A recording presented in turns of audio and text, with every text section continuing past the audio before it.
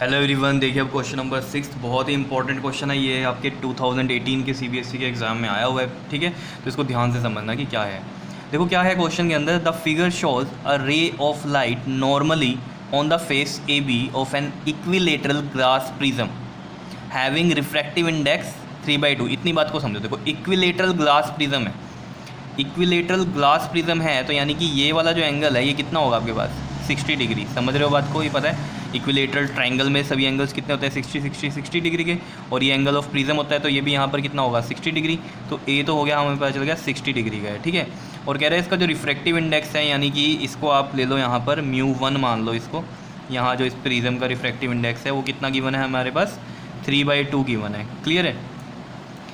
उसके बाद ये जो यहाँ बोलता है, पहले क्या बोलता है, the figure show the ray of light normally on the face A B के ऊपर ये जो इंसिडेंट आ रही है रे, ठीक है ना, ये वाली, ये कैसे आ रही है, नॉर्मल आ रही है, नॉर्मल पे ही आ रही है। नॉर्मल भी ऐसे ही बनता है यहाँ पर। देखो अगर मैं यहाँ पर ये डायग्राम बनाऊँ दोबारा, देखो एक ये डायग्राम में ही है सारी कहानी। डायग्राम जिसको समझ में आ गया क्वेश्चन हो गया उसका, ठीक है। देखो इस तरीके से आ रही थी ये, ठीक। और नॉर्मल भी आपको पता होगा इसी तरीके से बनाते थे हम। यहाँ पर ये ए है, ये बी है, ये सी है, तो ये ए बी वाला फेस है, इसी पे कह रहा है नॉर्मल आ रही है लाइट, ठीक है ना। तो लाइट रे जो है वो नॉर्मली आ रही है इस तरीके से। तो आपको पता है अगर नॉर्मल पे ही आ रही है लाइट रे तो ऑब्वियसली बात है वो कैसे निकलेगी, स्ट्रेट निकलेगी। ऑब्वियसली बात है, बताइए मैंने आपको कई बार बात, ठीक है ना। तो रिफ्रैक्ट कैसे होगी, वो स्ट्रेट ही हो जाएगी यहाँ से, मतलब वो कैसे निकलेगी, बिल्कुल स्ट्रेट। तो ये किस तरीके से निकल जाएगी यहाँ पर, इस तरीके से। क्या इतनी बात क्लियर है या नहीं है, बताओ, कोई दिक्कत इसमें। और ये एंगल कितना है आपके पास 60 डिग्री है, और जो μ1 दिया हुआ है वो 3/2 दिया हुआ है। यहाँ पर भी लिख लेता हूँ मैं, μ1 कितना है 3/2 है। बताओ इतनी बात समझ में आई है या नहीं, ठीक है। उसके बाद कहता है placed in water of refractive index 4/3। मतलब इस प्रिज्म को कहाँ प्लेस्ड किया हुआ है आपने, वाटर में। तो वाटर का जो रिफ्रैक्टिव इंडेक्स है वो कितना गिवन है हमारे पास 4/3। तो ये हम μ2 मान लेते हैं। बताओ इतनी बात समझ में आ रही है, ठीक है। इधर भी μ2 है, ये भी μ2, मतलब इसको वाटर में प्लेस्ड किया हुआ है प्रिज्म को। अब देखो जो कहानी कह रहा है वो क्या कह रहा है, कह रहा है will this ray suffer total internal reflection. मतलब क्या ये रे सफ़र करेगी TIR से on striking the face AC, जब ये AC पे स्ट्राइक करेगी। देखो TIR क्या होता है, देखो यहाँ से समझना अभी। जैसे मान लो ये आपके पास ये वाला प्रिज्म गिवन है, ठीक है। ये इस तरीके से रे आई यहाँ नॉर्मली, और ये यहाँ पर नॉर्मली स्ट्रेट चली गई इस तरीके से। समझ रहे हो ये बात, ठीक है। अब यहाँ पर मैं एक नॉर्मल बनाता हूँ, ठीक है। ये A है, ये B है, ये C है। ये कह रहा है इस AC फेस पे, कह रहा है बताओ क्या ये रे TIR में जाएगी। TIR मतलब टोटल इंटरनल रिफ्लेक्शन में जाएगी। टोटल इंटरनल रिफ्लेक्शन क्या होती है, देखो ये रे ऐसे जा रही है, ये नॉर्मल है, तो ये वाला जो एंगल होगा ये इसका क्या होगा, इंसिडेंट एंगल, जिसको हम यहाँ पर क्या बोलते थे R2 बोलते थे। अगर रे ऐसे आ रही है अंदर वाली साइड और बाहर निकलती थी उसको I2 बोलते थे, अंदर वाले को R2 बोलते थे। अब यहाँ पर मैं इसको कंसीडर क्या कर रहा हूँ, ये है तो वो इंसिडेंसी, ठीक है ना। तो यहाँ ये जो इंसिडेंट एंगल है, ठीक है, अगर ये ग्रेटर देन क्रिटिकल एंगल हो जाए तो TIR में जाएगी। TIR का मतलब क्या होता है कि ये अपने ही मीडियम में रिफ्लेक्ट बैक हो जाए, यही होता है। ये आपको कंडीशन पता भी है। क्या कंडीशन होती है कि जो I है आपका इंसिडेंट एंगल, ये ग्रेटर देन होना चाहिए IC से। IC कौन सा एंगल होता है, अगर जैसे मान लो ये IC एंगल है, ठीक है।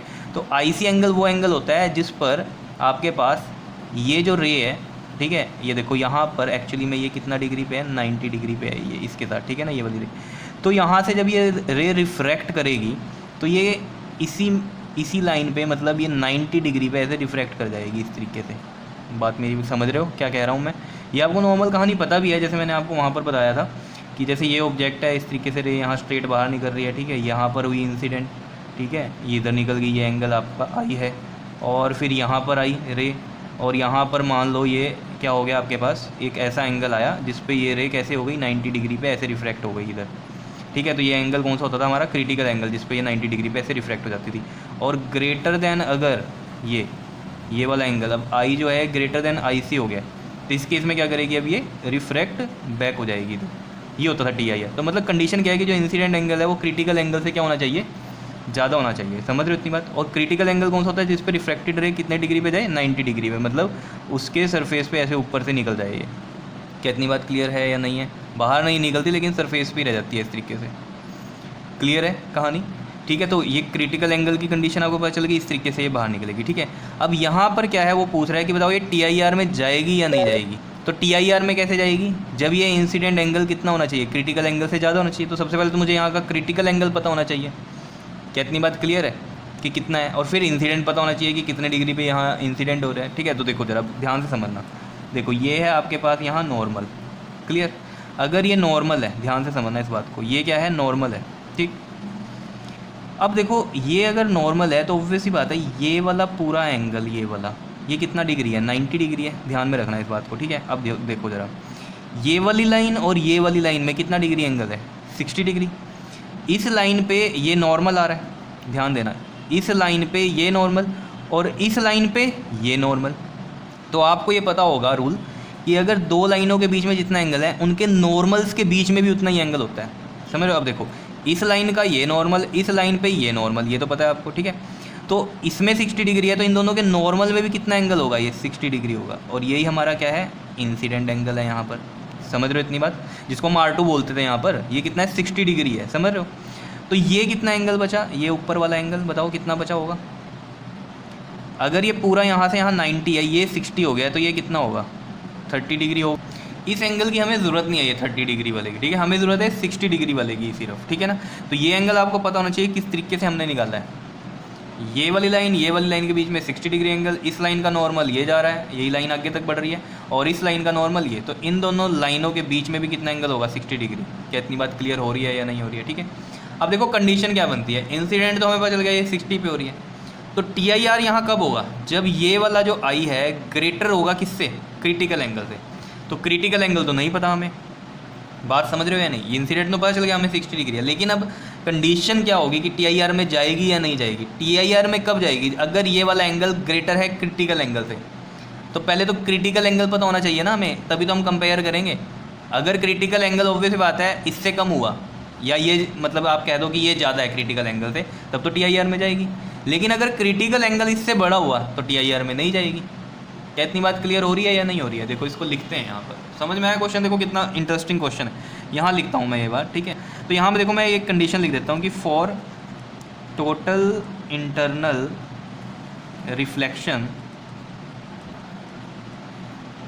ठीक है, for total internal reflection on face AC, on face AC क्या कंडीशन है, इफ़ जो IC है हमारा वो लेस हो 60 डिग्री से। यही मतलब है, इसका मतलब क्या हुआ, अगर IC छोटा है 60 डिग्री से, का मतलब क्या है कि इंसिडेंट एंगल ग्रेटर है क्रिटिकल एंगल से, तब तो TIR में जाएगी। और अगर क्रिटिकल एंगल हमारा बड़ा आ गया इस 60 डिग्री से तो क्या होगा, TIR में नहीं जाएगी। समझ रहे हो। तो मेन कहानी क्या है कि क्रिटिकल एंगल को पता करते हैं, ये छोटा आना चाहिए 60 डिग्री से, यानी कि ये इंसिडेंट एंगल जो हमारा 60 डिग्री आ रहा है ये बड़ा होना चाहिए किससे, क्रिटिकल एंगल से, तब तो TIR में जाएगी। अगर क्रिटिकल एंगल बड़ा आता है इस 60 डिग्री से तो ऑब्वियस ही बात है TIR में नहीं जाएगी। बार बार समझो इस बात को, IC और ये 60 डिग्री में क्या है, 60 डिग्री है ये इंसिडेंट एंगल। TIR की कंडीशन है कि I जो है हमारा वो ग्रेटर होना चाहिए IC से, तब TIR में जाएगी। तो ये IC हम निकालने वाले हैं। अगर ये IC इससे ज़्यादा आ गया 60 डिग्री से फिर तो नहीं जाएगी TIR में, लेकिन अगर IC कम आ गया, इसका मतलब सीधा सही है कि इंसिडेंट एंगल ज़्यादा है क्रिटिकल एंगल से, तो TIR में जाएगी। ठीक है, तो अब मेन मुद्दा ही क्या है हमारे पास कि IC निकालना है हमें। आ गई होगी बात समझ में अब तो, ठीक है, बड़े ध्यान से समझनी है ये बात, ठीक है। अब देखो स्नेल्स लॉ लगाएंगे हम इस वाले डायग्राम में, ठीक है। क्यों लगाएंगे, क्योंकि क्रिटिकल एंगल की यही कंडीशन है, इधर ये रिफ्लेक्ट कितने पे हो रहा है, 90 पे हो रहा है, समझ रहे हो ना। तो यहाँ पर इस पॉइंट पे लगाएंगे हम क्या चीज़, स्नेल्स लॉ। क्लियर है इस डायग्राम में। तो देखो जरा लगाओ जरा इस पॉइंट पे यहाँ पर स्नेल्स लॉ। तो लगाते हैं हम यहाँ पर फ्रॉम स्नेल्स लॉ। देखो इधर क्या था हमारे पास, μ1 था और इधर क्या है बाहर μ2 है। तो देखो μ1 क्या आएगा हमारे पास, साइन IC इक्वल टू में क्या आ जाएगा, μ2। और अगर हम इसको ये IC ले रहे हैं, ठीक है, और ये वाला है ना हमारे पास ये नॉर्मल के साथ, ठीक है, तो ये कितना ले रहे हैं हम यहाँ पर 90 डिग्री, ठीक है। तो यहाँ पर ये एंगल नहीं है एक्चुअली में, ये वाला मान लेंगे हम, ठीक है ना, दूसरे मीडियम में यहाँ पर ये, ठीक है। तो ये 90 डिग्री है ऑब्वियस ही बात है इस नॉर्मल के साथ, ठीक। तो यहाँ पर आ जाएगा साइन 90, क्योंकि ये एंगल कौन सा होगा आपके पास, R होगा, रिफ्लेक्टेड वाला होगा। क्या इतनी बात क्लियर है या नहीं है बताओ, जो कि है हमारे पास यहाँ पर कितना 90 डिग्री। अब ये बिल्कुल कंफ्यूज मत हो ना कि बाहर वाला तो I2 होता है, अंदर वाला R2 होता है, ठीक है ना। यहाँ पर हम इस कंडीशन को देखते हुए चल रहे हैं कि यहाँ पर ये एंगल जो इंसिडेंट मानकर हम अगर बात करें तो बाहर वाला क्या होगा, रिफ्रैक्टेड होगा, ठीक है। थोड़ा सा आपको कॉमन सेंस यूज़ करना है इसमें, बस और कुछ नहीं है, ठीक है।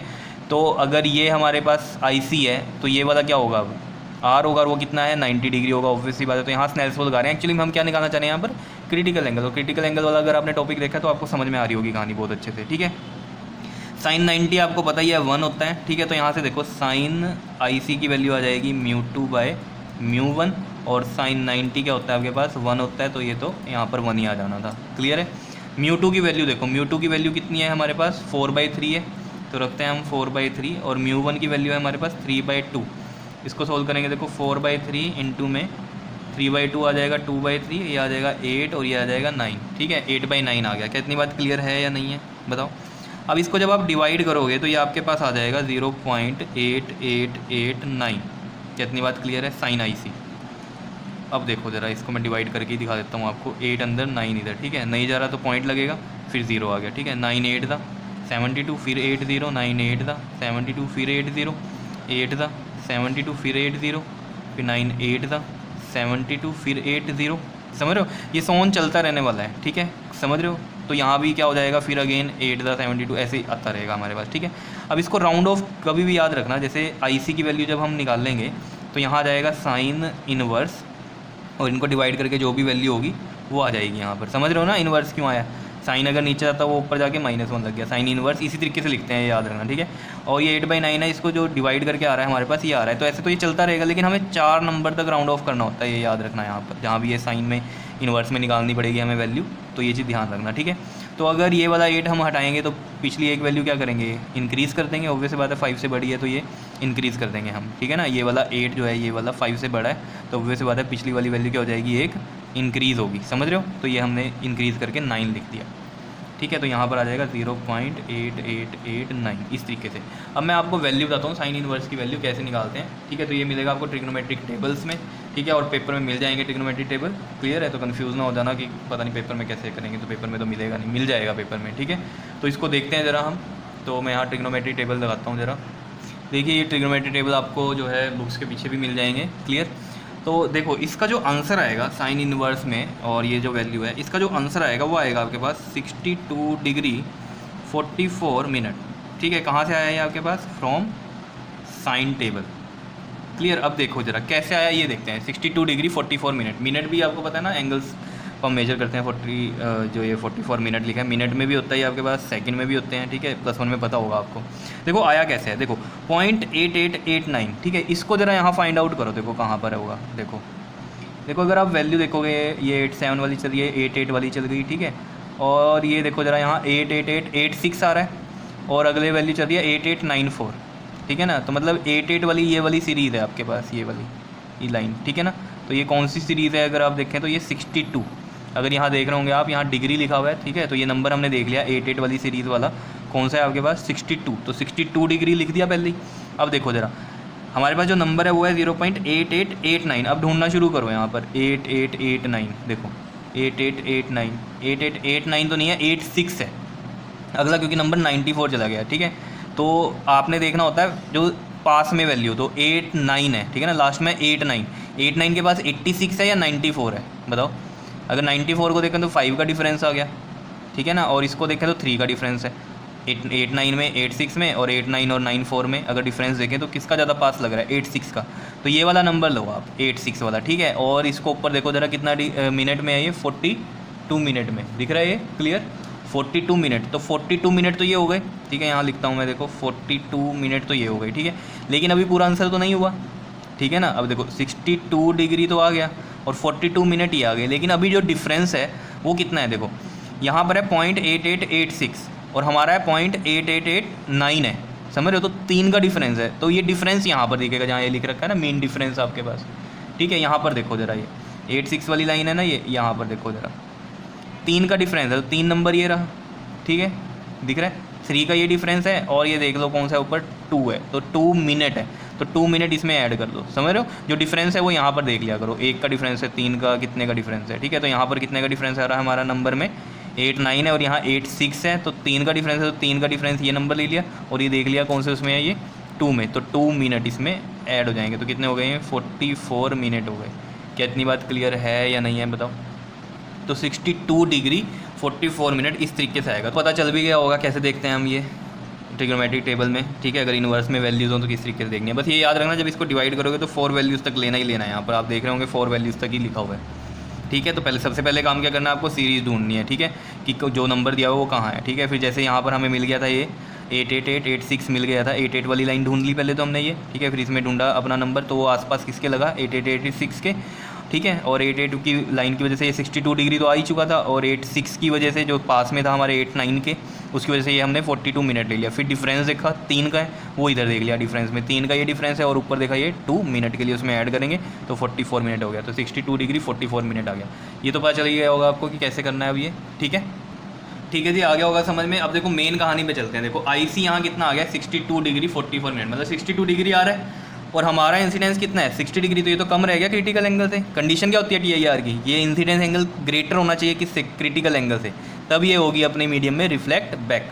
लेकिन यहाँ तो इंसिडेंस छोटा रह गया और क्रिटिकल एंगल बड़ा हो गया, तो इसका मतलब ये TIR में सफ़र नहीं करेगी। क्लियर है इतनी बात। उसने पूछा था ना, will this ray suffer total internal reflection on striking the face AC, तो आप क्या लिखोगे, नो। समझ रहे हो।